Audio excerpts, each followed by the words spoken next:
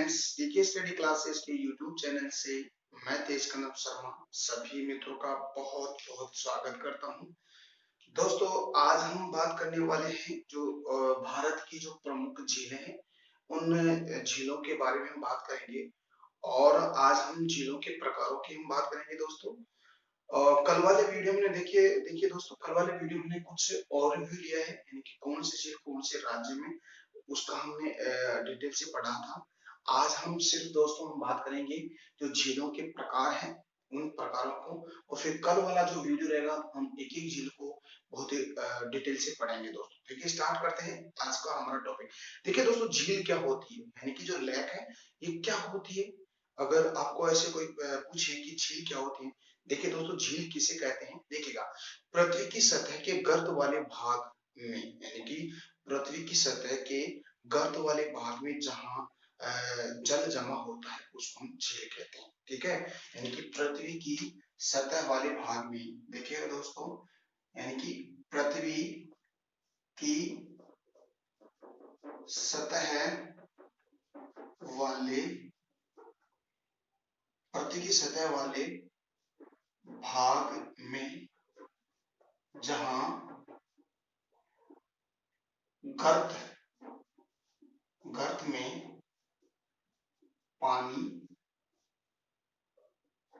जमा हो जाता है उसे दोस्तों हम क्या कहते हैं, उसे झील कहते हैं, झील कहते हैं। तो इसको याद रखिएगा।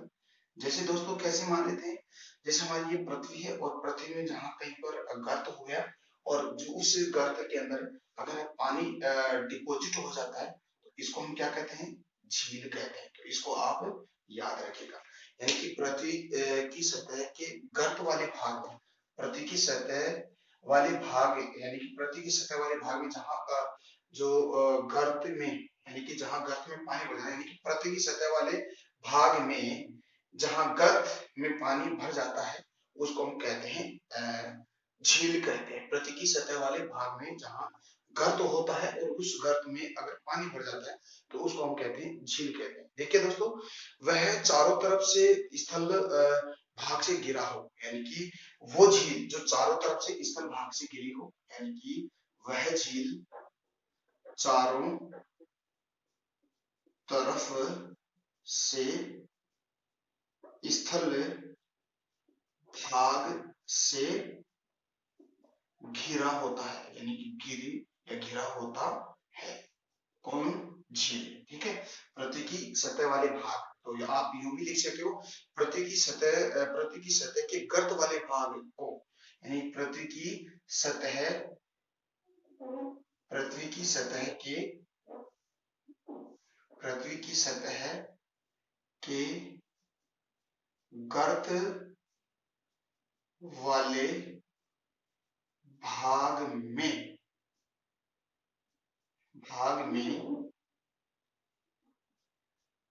जब पानी जमा हो जाता है तो उसको हम झील कहते हैं। और वह झील है चारों तरफ से स्थल भाग से घिरी होती है, यानी कि स्थल भाग से घिरी, यानी कि लोकलैंड होती है, यानी किसी सागर या महासागर से वो जुड़ी हुई नहीं होती। अगर किसी सागर या महासागर से अगर जुड़ी होती तो वो झील नहीं कहलाती है दोस्तों। तो आप इसको ऐसे याद रखिएगा दोस्तों। ठीक है, देखिएगा, और हम बात करते हैं, यानी कि देश की जो अधिकांश झीलें होती हैं दोस्तों वो उत्तर के पर्वतीय भाग में स्थित है। यानी कि जो उत्तर का जो पर्वतीय भाग है, यानी कि भारत की अधिकांश झीलें, यानी कि अधिकांश झीलें कहाँ, यानी कि आपका जो उत्तर के जो पर्वतीय जो प्रदेश है, यानी उत्तर के पर्वतीय प्रदेश, उत्तर के पर्वतीय प्रदेशों में स्थित है, यानी कि में स्थित है। तो दोस्तों ये याद रखिएगा, यानी कि भारत में जो अधिकांश जो झील होती है ये आपके उत्तर के पर्वतीय प्रदेशों में होती है। देखिएगा, जम्मू एंड कश्मीर भी एक पर्वतीय देश राज्य है, उत्तराखंड, हिमाचल प्रदेश है, पंजाब है, हरियाणा है। ठीक है, आपका जो सिक्किम है, अरुणाचल प्रदेश, असम, मेघालय वगैरह, मणिपुर, मिजोरम, ये सारे के सारे पर्वतीय प्रदेश हैं, यानी पर्वतीय राज्य। तो यहाँ पर ये सभी झीलें होती हैं। तो अधिकांश जो झीलें होती है दोस्तों, वो उत्तर के पर्वतीय प्रदेशों में ही पाई जाती है। ठीक है, देखिएगा जो झीलें होती है दोस्तों, यानी कि किंतु जो झीलें होती है वो उत्तर के पर्वतीय प्रदेशों में पाई जाती है, यानी कि समुद्र के तटीय क्षेत्रों में भी कुछ महत्वपूर्ण झीलें पाई जाती है। जैसे ना समुद्र के ये तट वाले जो क्षेत्र है, यहाँ पर कुछ झीलें पाए जाते हैं। तो उन झीलों को हम क्या कहते हैं, लेगून झील होते हैं। तो हम आगे बात करेंगे कि लेगून झील होती क्या है और गोखुर झील होती क्या है। यानी उत्तरी भाग में तो गोखुर झीलें होती है और दक्षिण यानी कि जो तटीय भाग है वहां पर लेगून झील पाई जाती है। ठीक है, तो उसको हम आगे देखेंगे। तो तटीय क्षेत्र में पाई जाती है, किंतु मैदानी भागों में जो झीलों की कमी पाई जाती है, यानी कि बहुत कम पाई जाती है, क्योंकि वहां पर जो पानी की भी मात्रा कम होती है, तो इसीलिए वहां पर बहुत कम पाई, यानी पर्वतीय क्षेत्रों में सबसे ज्यादा, तटीय क्षेत्रों पर सबसे ज्यादा झीलें पाई जाती है। देखिए दोस्तों, भारत में जो कई जो झीलें हैं वो प्राकृतिक और मानव निर्मित झीलें पाई जाती है। यानी कि भारत में देखिएगा, भारत में अधिकांश झीलें, देखिएगा भारत में जो अधिकांश झीलें हैं वो प्राकृतिक और मानव निर्मित झीलें हैं, यानी कि प्राकृतिक प्राकृतिक एवं मानव निर्मित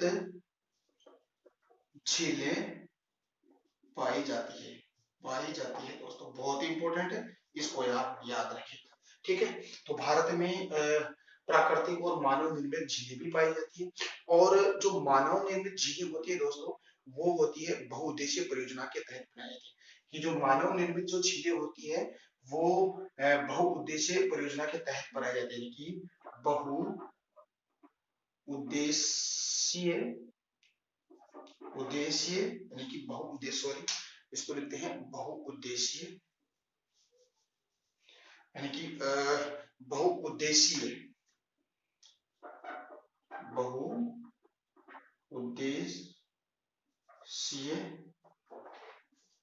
परियोजना, यानी बहुउद्देशीय परियोजना के तहत हो, यानी कि इन झीलों का जो निर्माण किया जाता है वो अनेक उद्देश्यों के लिए किया जाता है, जैसे पेयजल के लिए, सिंचाई के लिए, इंडस्ट्रीज के लिए, विद्युत उत्पादन के लिए। इसीलिए उसको बहुउद्देशीय परियोजनाएं कहते हैं। तो इसके तहत ये बनाई जाती है, यानी कि प्राकृतिक झीलें होती है। ठीक है दोस्तों, तो ये तो हमने कुछ बेसिक बातें की झीलों के बारे में। अब हम दोस्तों बात करेंगे कि झीलों के प्रकारों की बात करते हैं, कि झीलों के प्रकार कौन कौन से। ठीक है दोस्तों, तो इसको देखते हैं, यानी कि झीलों के प्रकार हम बात करते हैं। ठीक है, अगला हमारा टॉपिक क्या रहेगा, झीलों के प्रकार। ठीक है, तो देखिए दोस्तों, झीलों के प्रकार है तो बहुत ही इंपॉर्टेंट है, इसको भी देख लेते हैं। देखिएगा, झीलों के प्रकार, झीलों के प्रकार। ठीक है, तो लेक, टाइप्स ऑफ लेक। ठीक है, झीलों के प्रकार है। तो देखिएगा दोस्तों, झीलों के प्रकारों की हम चर्चा करें तो देखिए कौन कौन से प्रकार है। देखिए सबसे पहले हम देखें विवर्तनिक झील। देखिएगा विवर्तनिक झील क्या होती है, फर्स्ट नंबर पे देखते हैं विवर्तनिक। देखिएगा विवर्तनिक झील, विवर्तनिक झील क्या होती है, यानी कि जो टेक्टोनिक जो लेक है उसकी हम देखते हैं। तो विवर्तनिक झील होती क्या है, देखिए दोस्तों, विवर्तनिक जो झील होती है वो विवर्तनिक झील क्या होती है, देखिए इस प्रकार की जो झीलें होती है वो झीलों का निर्माण पृथ्वी की जो धरातल के धंसने और उठने से इनका निर्माण हुआ है। यानी कि विवर्तनिक झीलों का निर्माण, देखिएगा इस प्रकार की झीलों का निर्माण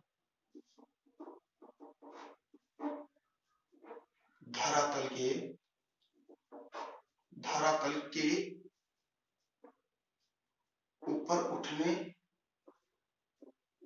और धंसने से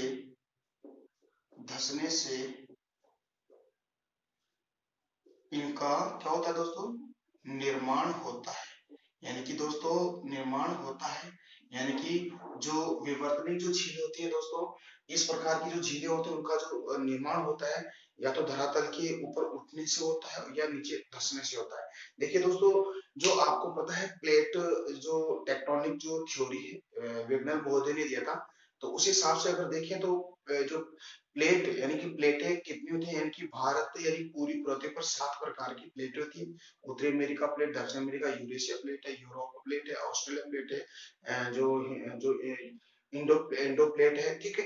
ऐसे प्लेट है और उनमें 2 प्रकार की गति होती है।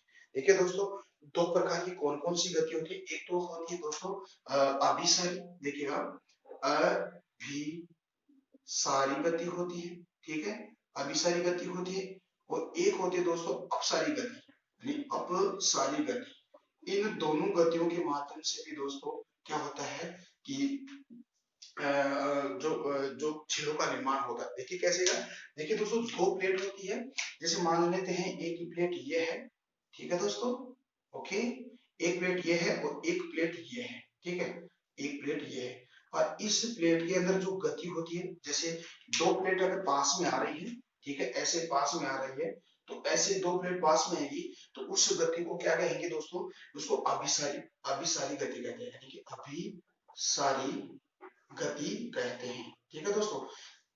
अब जैसे अभिसारी गति, जैसे कम डेंसिटी वाली जो प्लेट है ना, वो अधिक डेंसिटी वाली प्लेट के नीचे धंस जाती है। देखिए देखते हैं कैसे, जैसे मान लेते हैं ये डेंसिटी फर्स्ट और ये डेंसिटी 2 है, यानी कि ये इसकी डेंसिटी अधिक है दोस्तों, तो देखिएगा ये प्लेट इसके ऊपर चढ़ जाएगी और नीचे ये जो आपकी कम डेंसिटी वाली प्लेट है वो नीचे धंस जाएगी, तो उससे भी क्या होता है दोस्तों, आपके झील का निर्माण हो जाता है, ठीक है।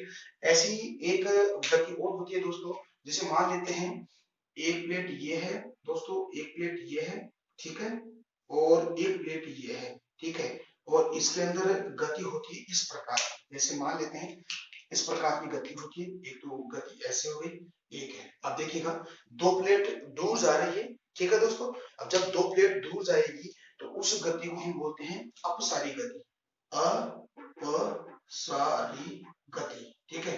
तो इस अपसारी गति कहते हैं जब 2 प्लेट ऐसे जैसे मान लीजिए धरातल है, जब धरातल में अपसारी गति होगी तो 2 प्लेट ऐसे दूर चली जाएगी और जो बीच के अंदर एक दरार पड़ जाएगी दोस्तों, तो इस दरार के अंदर जब पानी भर जाता है तो उसको हम विवर्तनिक प्लेट कहते हैं, ठीक है दोस्तों। तो ऐसे हम कहेंगे हमें कि विवर्तनिक झील, तो देखिएगा विवर्तनिक झील है आपकी जो इस प्रकार की झीलों का निर्माण होता है जो पृथ्वी के धरातल के धंसने से और ऊपर उठने से इसका निर्माण होता है। इसका सबसे मोस्ट एंड इम्पोर्टेंट जो एग्जांपल है दोस्तों, जो आपके कश्मीर के अंदर जो वुलर झील है, यानी इसका एग्जांपल कहाँ है, जो आपके कश्मीर के अंदर है, यानी कि जो वुलर झील है, वुलर झील, ये वुलर झील है, ये आपको पता है कि जो जम्मू एंड कश्मीर में, ये इसका उदाहरण है, कैसे विवर्तनिक झील का उदाहरण है। देखिएगा इस वुलर झील के बारे में जब हम पढ़ेंगे दोस्तों, तो थोड़ा सा हम इसको और देख लेते हैं। जो वुलर झील है दोस्तों, ये वुलर झील झेलम नदी पर स्थित है। कहाँ पे है? झेलम झेलम नदी पर ये झील स्थित है।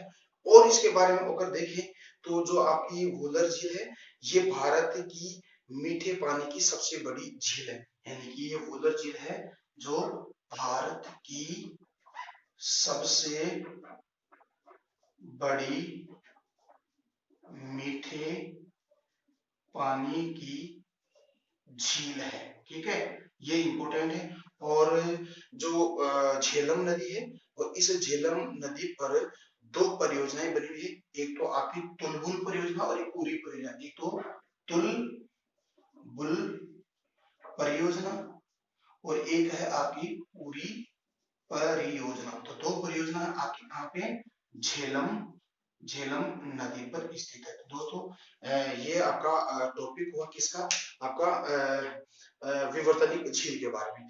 और अगर विवर्तनिक झील के बारे में देखिए दोस्तों, तो आपका जो कुमायूं हिमालय है, कुमायूं हिमालय में इस अनेक की जो झीलें हैं वो किस किस प्रकार की झीलें हैं, आपकी विवर्तनिक झीलें। तो कुमायूं हिमालय, जो कुमायूं हिमालय में जो स्थित सभी प्रकार की झील हैं वो कैसी है, विवर्तनिक झील है। तो आई होप डियर फ्रेंड्स आपको ये चीजें समझ में आ रही है, ठीक है। तो अगला प्रकार देखते हैं। तो ये तो हो गया हमारा विवर्तनिक झील के बारे में। अगला प्रकार देखते हैं, वो देखते हैं कैसा है, वो हम आगे बात करते हैं, ठीक है दोस्तों। तो दोस्तों आप लगातार नोट्स इसके बनाइएगा क्योंकि बहुत ही इंपॉर्टेंट टॉपिक रहा है ये, ठीक है। अब हम बात करते हैं अगला गोखुर झील है, यानी कि ऑक्सबोर्ड, ठीक है। तो गोखुर झील के बाद देखिए दूसरे नंबर पे है गोखुर झील। देखिए दोस्तों गोखुर झील क्या होती है उसको देखते हैं। गोखुर गोखुर झील, ठीक है। देखिएगा जो गोखुर झील होती है, सबसे पहले हम बात करते हैं। देखिए दोस्तों ये गोखुर झील बनती कहाँ है, यानी कि देखिएगा अधिकांश जो नदियां हैं, नदियों वाले जो क्षेत्र होते हैं वहां पर गोखुर झील बनती है। तो देखिए दोस्तों ये कैसे बनती है और इसका रीजन क्या है। सबसे पहले हम देखते हैं कि गोखुर झील क्या होती है। देखिएगा दोस्तों जो नदियां होती है, जब नदियों का उद्गम होता है वो पहाड़ी क्षेत्रों से होता है, और पहाड़ी क्षेत्रों से वो फिर ढलान के अनुसार वो तेज गति से बहती है, और फिर तराई प्रदेश के पश्चात जब मैदानों में आती है नदियां, मैदानों में क्या होता है, ये विसर्प आकार में बहती है, क्योंकि उनकी जो गति है दोस्तों वो कम हो जाती है, और कम गति होने के कारण ये अपनी गति को मेंटेन करने के लिए क्या दोस्तों ये किसमें आपके विसर्प के आकार में बहती है, जिससे क्या इनकी गति मेंटेन रहती है। लेकिन दोस्तों क्या होता है, जैसे मुहाना बनाती है, मुहाना बनाने से पहले दोस्तों ये जो नदियां हैं ये अपने साथ जो बोझ लेके आती है, और बोझ लेती है, तो ये इन बोझों को रास्ते में अपने जो अपवाह जो क्षेत्र होता है, प्रवाह क्षेत्र, उसमें डिपोजिट करते हैं। और डिपोजिट करने से क्या होता है दोस्तों, इनकी जो पानी वाला जो क्षेत्र है वो अवरुद्ध हो जाता है, और अवरुद्ध होने के बाद में दोस्तों ये नदियां अपना रास्ता चेंज कर देती है। और जो जो अवरुद्ध वाला जो क्षेत्र है वहां पर जब पानी भरा रहता है तो उसको हम गोखुर झील कहते हैं। तो कैसे बनती है उसको हम देखते हैं। देखिएगा इसके चार स्टेप देखते हैं दोस्तों। जैसे मान लेते हैं एक स्टेप ये हो गया दोस्तों, देखिएगा एक स्टेप ये है, ठीक है। मैं बना देता हूँ दोस्तों पहले चार स्टेप इसके, फिर आपको समझ में आ जाएगा कि गोखुर झील कैसे बनती है, ठीक है। एक स्टेप ये हो गया, ठीक है दोस्तों। एक स्टेप ये हो गया, ठीक है। एक स्टेप ये हो गया। देखिएगा जो फर्स्ट स्टेप होता है दोस्तों, इस फर्स्ट स्टेप में अगर हम नदी की हम बात करें, तो जैसे मान लेते हैं ये कोई नदी है, ऐसे नदी है, ऐसे नदी है, ऐसे बहेगी, और ऐसे आकर ये अपने रास्ते को ऐसे जाएगी, ठीक है। तो पहले स्टेप में नदी ऐसी होती है, ठीक है, यानी कि उद्गम से जब बहेगी तो ये आगे जाके, तो इस स्टेप में ये नदी थोड़ी सी ऐसे बहेगी, प्रवाहित हो जाएगी। तो ये पहला हो गया, ठीक है। फिर दूसरा वाला जो स्टेप होगा दोस्तों, इस दूसरे वाले स्टेप में देखिए दोस्तों ऐसी नदी है, ये थोड़ा सा यू टर्न लेगी, फिर ये ऐसे आके फिर ऐसे बहेगी, फिर ये आपके अपने स्थान पर चली जाएगी ऐसे, ठीक है, ऐसे वाली बात। तो ये इसका दूसरा स्टेप हो गया। तो ये आपके दूसरा स्टेप हो गया। अब देखिएगा तीसरा जो स्टेप है दोस्तों, तीसरा स्टेप में क्या होता है कि जैसे ये नदी है अपना विसर्प आकार में बहेगी। अब इसके रास्ते में क्या होता है कि कुछ मात्रा में क्या हो जाता है, इसके अपोहा क्षेत्र में बोझ का निर्माण हो जाता है, बोझ डिपोजिट हो जाते हैं। तो बोझ जब डिपोजिट हो जाते हैं दोस्तों, तो ये जो नदी है, ये नदी क्या करेगी, ऐसे यूं बहना प्रारंभ कर दी और वापस ऐसे आके ऐसे बहना है, ठीक है। तो देखिएगा जब ये स्टेप ऐसे आएगा तो ये वाला जो क्षेत्र है इसकी दूरी कम रहेगी, ठीक है। और यहाँ पर क्या होता है दोस्तों, ये बोझ हो जाता है, यानी कि बोझ डिपोजिट हो जाता है। फिर जो लास्ट वाला जो स्टेप बनेगा दोस्तों, ये लास्ट वाला स्टेप ऐसे बनेगा, थोड़ा सा आप ध्यान रखिएगा। ये लास्ट वाला स्टेप ऐसे बन जाएगा, यानी कि नदी जो है अपना रास्ता यूं कर देगी, ठीक है, और ऐसे प्रवाहित हो जाएगी, ठीक है, ऐसे ये वाला, ठीक है, इसको ध्यान रखिए। तो जैसे ये है, अब नदी क्या करती है, ऐसे स्टेप इसी दिशा में बह रही है विसर्ग में, लेकिन जब इसका आबूद हो जाएगा तो यहाँ पर इस जगह पर जो मलबा है, यानी कि मलबा डिपोजिट हो जाएगा, तो इस हिसाब से अपना रास्ता चेंज और सीधा प्रवाहित होता है, और यहाँ पर जो पानी भर जाता है उसको हम कहेंगे दोस्तों गोखुर झील। तो दोस्तों इसकी जो स्टेप है, ये चार स्टेप है, इसको आप याद रखिएगा। ये स्टेप में बहुत ही इंपॉर्टेंट है, इनको आप याद रखिएगा। First step, second step, third step और फोर्थ स्टेप में दोस्तों क्या है कि नदी अपना रास्ता चेंज कर देती है और जहां पर जो छूटा हुआ जो क्षेत्र है वहां पर जब पानी डिपोजिट हो जाता है तो उसको हम कह देंगे गोखुर झील कहेंगे दोस्तों। ठीक है, तो ये तो हो गया आपका गोखुर झील। ठीक है दोस्तों, जो हम गोखुर झीलों के बारे में हम आगे बात करें, जैसे मान लीजिए ये जो रामगढ़ है और ये फूलर झील है, ये गोखुर झील के ही उदाहरण है। ठीक है, अगली हम बात करते हैं, अगले प्रकार की नदी की बात हम करते हैं। ठीक है, तो तीसरे नंबर पे आपका रहेगा दोस्तों लेगून या अनूप झील। तीसरे नंबर पे है लेगून झील। ठीक है, देखिएगा लेगून या अनूप झीलें।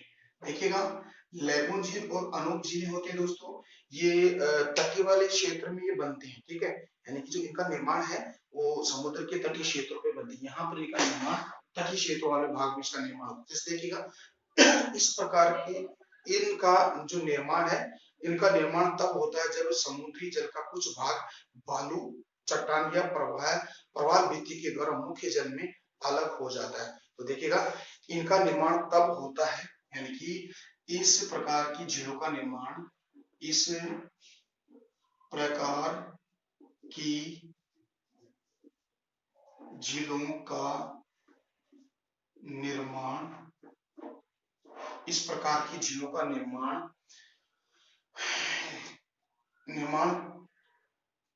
होता है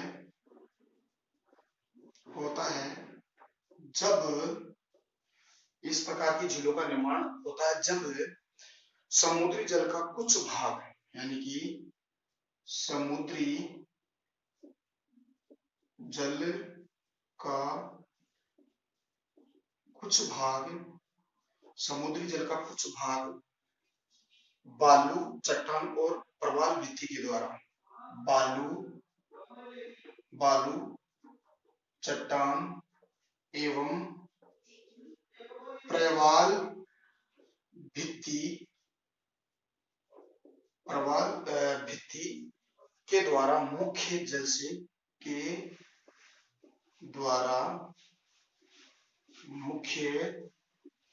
जल से क्या हो जाता है, अलग हो जाता है, अलग हो जाता है। इस प्रकार की झीलों को हम क्या कहते हैं, लेगून झील कहते हैं। तो ऐसी झील कहते हैं इसको लेगून। देखिएगा इस प्रकार की झील होती है, यानी कि जो झील है इन प्रकार की झीलों का जब निर्माण, जब समुद्री जल का कुछ भाग है ना बालू, चट्टान और प्रवाल भित्ति के द्वारा उनका मुख्य जो जल से अलग हो जाता है उसको हम लेगून झील कहते हैं। कुछ झीलें संकरित जलीय भागों द्वारा भी समुद्र में इनका निर्माण होता है। तो ये प्रकार की झीलें कैसी है दोस्तों, ये प्रकार की झीलें लेगून झीलें कहलाती है दोस्तों। ठीक है, अब इसका जो उदाहरण अगर हम देखें दोस्तों, तो भारत में कौन कौन सी ऐसी झील है जो लेगून प्रकार की झील है, इसका एग्जाम्पल अगर देखें तो देखिए दोस्तों, यानी कि एक तो ये जो चिल्का झील है उड़ीसा में है, तो ये चिल्का झील है, चिल्का झील जो उड़ीसा में है, और ये किस प्रकार की झील है आपकी लेगून, यानी कि इसके बारे में और खास बात देखें तो ये भारत की सबसे बड़ी लेगून झील है। तो इसको क्या याद रखना है, यह भारत की सबसे बड़ी लेगून झील है। तो इसको ऐसे याद रखिएगा, यह है भारत की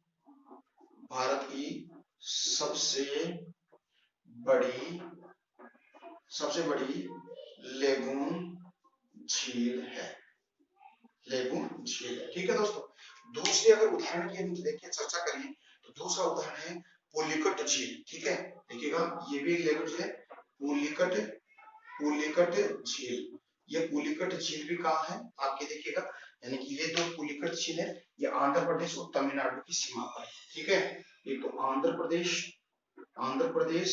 और तमिलनाडु की सीमा पर है, तमिलनाडु की दोनों राज्यों की सीमा पर स्थित है। ये भी एक प्रकार की लेगून झील है। ठीक है, एक है कोलेरू झील दोस्तों, ये कोलेरू झील है, ये कोलेरू झील भी आपकी लेगून झील है। कोलेरू झील ये आपकी कहाँ पे, आंध्र प्रदेश में। देखिएगा ये भी कहाँ है, आंध्र प्रदेश में, आंध्र प्रदेश में है। ठीक है, देखिएगा ये कोलेरू झील है जो आंध्र प्रदेश में किस प्रकार की है, लेगून झील है। इसका और उदाहरण देखिए दोस्तों, अष्टमुडी है। देखिएगा और वेम्बानाद। देखिएगा, एक तो है वेम्बानाद नाद और एक है अष्टमुडी। अष्टमुडी ये दोनों झील किस प्रकार की है? लेगुन झील है, और वो कहाँ पे है? केरला के अंदर, यानी कि केरल के अंदर है। ठीक है, तो ये इसका उदाहरण है। तो देखिएगा, अष्टमुडी और वेम्बानाद ये भी आपके केरल है। ये किस प्रकार की झील है? लेगुन प्रकार की झील है दोस्तों। ठीक है दोस्तों, तो आई होप दोस्तों ये बातें समझ में आ रही है।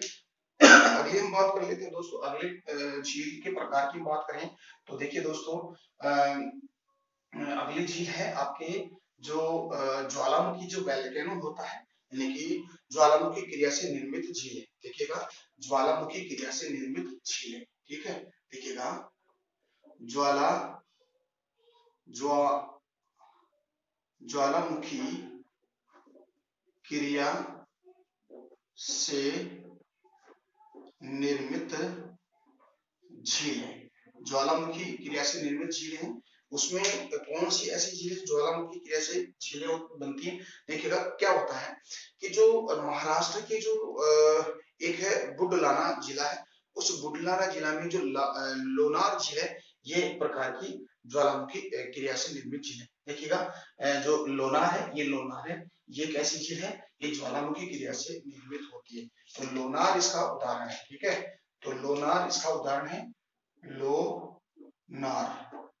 लोनार झील एक ऐसी झील है, ज्वालामुखी क्रिया से निर्मित झील है। ठीक है, दूसरी अगर चर्चा करें दोस्तों, हिमानी द्वारा निर्मित झील। देखिएगा, हिमानी द्वारा निर्मित झील, हिमानी द्वारा निर्मित झीलें। हिमानी यानी कि हिम के माध्यम से, हिमानी यानी हिमानी जो नदियां हैं या ग्लेशियर, उनसे भी जो झीलें बनती है, वो भी एक प्रकार की झीलों के प्रकार में आता है। देखिएगा, जो हिमानी जो झीलें हैं, हिमानी या हम यूं कह सकते हिमानी के अपरदन से निर्मित झीलें होती हैं, उसको हम हिमानी नदियां कहते हैं और हिमानी झील कहते हैं। इस यहाँ अधिकांश जो झील है, कुमायूं जो हिमालय, कुमायूं हिमालय में अधिकांश झीलें बनती है, वो हिमानी द्वारा निर्मित झीलें होते हैं। और अगर इसका हम उदाहरण देखें दोस्तों, तो देखिए दोस्तों, ये देखिएगा, आपका जो मालाताल झील है, देवताल झील है, सात ताल, नैनीताल, राकसताल, खुरपाताल, मुकुचे ताल और रूपकुंड, ये सारी की सारी जो झीलें हैं, वो कैसी झीलें हैं? हिमानी द्वारा निर्मित झीलें हैं। तो कौन कौन सी झीलें हैं जो हिमानी द्वारा है? देखिएगा, मालाताल, मालाताल, ठीक है, देवताल, ठीक है दोस्तों, देवताल है, सात ताल, सात ताल है, सात ताल, नैनीताल, नैनीताल, ठीक है, राकसताल, राकसताल, खुरपाताल, खुरपाताल, भीमताल, ठीक है, और एक है नौकुचिया, नौकुचिया झील। ये सारी की सारी कैसी झीलें हैं दोस्तों? हिमानी द्वारा निर्मित झील है। ठीक है दोस्तों, तो ये बहुत इंपॉर्टेंट है, और ये कहाँ है? उत्तराखंड में स्थित सारी की सारी। तो आप याद रखिएगा ऐसे, तो उत्तराखंड में जो झीलें हैं वो कैसी झील है। इसके अलावा देखिए दोस्तों, अगली झीलों के प्रकार देखें तो वायु द्वारा निर्मित झीलें। देखिएगा, वायु द्वारा निर्मित झीलें, वायु द्वारा निर्मित झीलें, ठीक है, वायु द्वारा निर्मित झीलें। देखिएगा, वायु द्वारा जो निर्मित झीलें होती है, देखिएगा ये कैसे बनती है? यानी कि जो हवा के प्रवाह, या हम कहते हैं हवा के प्रवाह या अपरदन के द्वारा इस प्रकार की झीलों का निर्माण होता है, इनकी वायु द्वारा निर्मित झीलों का निर्माण होता है। और राजस्थान के अंदर इस झीलों को हम, वायु द्वारा जो निर्मित झीलें होती है, उसको प्लाया झील भी कहते हैं। प्लाया झील, इसको कैसे बोलते हैं? प्लाया झील कहते हैं। और राजस्थान के पश्चिमी जो क्षेत्र है, वहां पर जो वायु के प्रदन से, वायु के प्रदन से क्या होता है दोस्तों, यानी कि जो धरातल, वहां पर थोड़ा सा गहरा गड्ढा बन जाता है और वहां पर पानी डिपोजिट हो जाता है, तो वहां पर झीलों का निर्माण, तो उसको हम बोलते हैं वायु द्वारा निर्मित झीलें। अगला प्रकार देखिए, डेल्टाई झील है। ठीक है दोस्तों, देखिएगा, डेल्टाई झील है। तो डेल्टाई झील होती है दोस्तों, ये डेल्टाई झील कैसे बनती है? जब नदियां उद्गम होता है, उद्गम होने के जब मुहाना बनाती है, और मुहाना बनाने के बाद में, जब मुहाना बनाने से पहले अपने जो डेल्टा का निर्माण करके और डेल्टा के क्षेत्र में जब पानी डिपॉजिट होता है तो उस प्रकार की झीलों को हम बोलते हैं डेल्टा झील। और इसका सबसे मोस्ट एंड इम्पोर्टेंट जो उदाहरण है दोस्तों कोलेरू झील है। ठीक है, तो कोलेरू झील एक डेल्टा की झील है। तो कैसी? कोलेरू कोलेरू झील कैसी है? डेल्टा झील। और ये आपको पता है कि जो कृष्णा और गोदावरी के डेल्टा डेल्टा में बनती है, यानी कि कृष्णा नदी है जो महाबलेश्वर की पहाड़ी से निकलती है, और गोदावरी गोदावरी के डेल्टा डेल्टाई क्षेत्र में, देखिएगा के 1 मिनट, के डेल्टाई क्षेत्र में इसका निर्माण होता है, किसका? कोलेरू झील का। तो दोस्तों आज हमने बात की है झीलों के प्रकार। तो दोस्तों कैसा लगा आज का वीडियो? उम्मीद करता हूँ कि अच्छा लगा। हम कल बात करेंगे विभिन्न प्रकार की झीलों के बारे में। और दोस्तों अगर आपको अच्छा लगा तो प्लीज अपना जो टीके स्टडी क्लास है चैनल है, इसके लिंक को अपने फ्रेंड सर्कल उसको शेयर कीजिएगा, सब्सक्राइब भी कीजिएगा। और सब्सक्राइब करने के पास जो बेल आइकन आता है उस बेल आइकन को प्रेस कीजिएगा, ताकि यहाँ से जो भी नया वीडियो अपलोड करूँ उसका नोटिफिकेशन आपके पास तुरंत आए। तब तक के लिए मेरे को इजाजत दीजिएगा। नमस्कार, जय हिंद, जय Bharat, bye bye, take care.